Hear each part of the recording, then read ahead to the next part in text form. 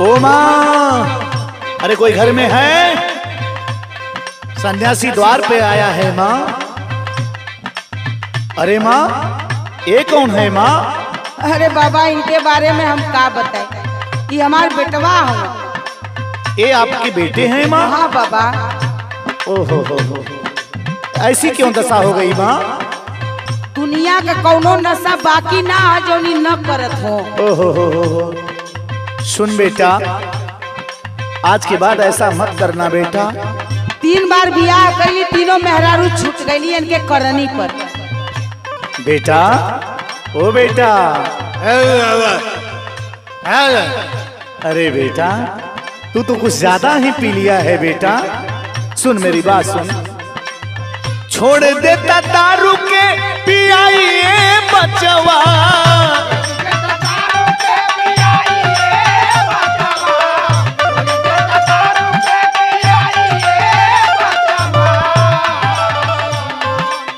छोड़ देता दारू के पियाइए बचवा। अब सेला जिंदगी बचाइए बचवा।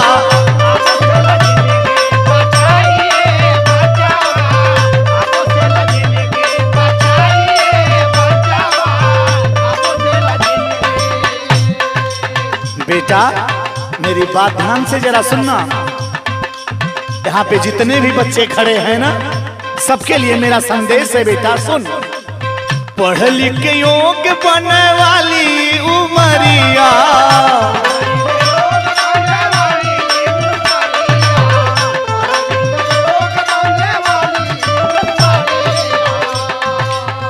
बुढ़वा हो गईला बैठली ढोकरिया।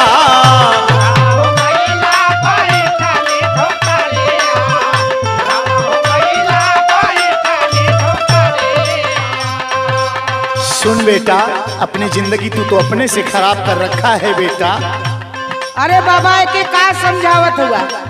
देखत हुआ एके हिलनी धैले है कि तोहार बात समझत होई।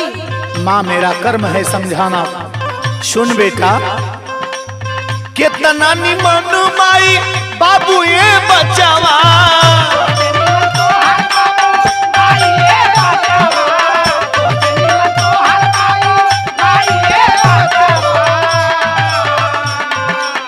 कितना निमन माई बाबू ये बचावा।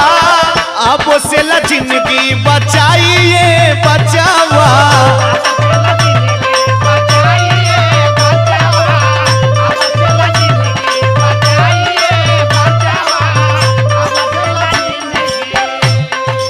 बेटा, बड़े भाग्य मानुष तन पावा, बड़े भाग्य से मानव तन मिलता है बेटा। मेरी बात को सुन। बड़ा भगवान पावे मानव के जनमावा।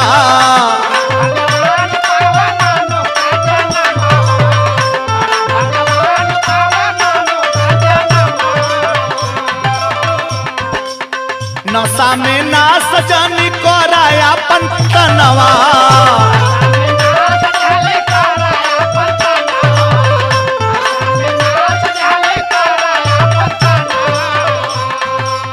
ना तो ये जहनवा कर आइए बचवा।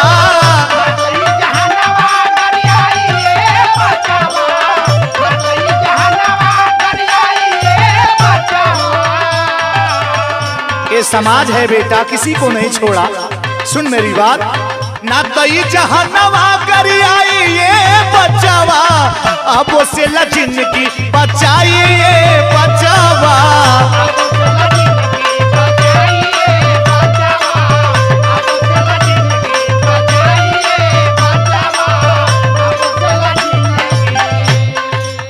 माँ, इसको सुधारने की भरपूर कोशिश कर माँ। अरे बाबा, हम एके सुधारे का पूरा प्रयास कैली जा, लेकिन एके सुधारे हमने सुधर गई। नहीं माँ, प्रयास कर माँ, अपनी संतान है माँ। सुन मेरी बात सुन। का समझाई बाबा? बेटा मेरी बात सुन। मुआजन मौत के बोलाइए बचवा,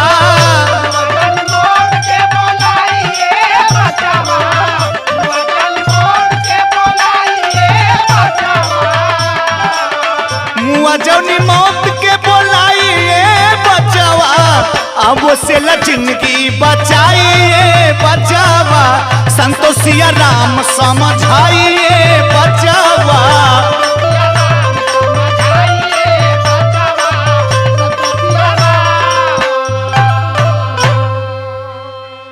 बेटा आज के बाद ऐसा काम मत करना बेटा। माँ इन्हें समझाओ माँ।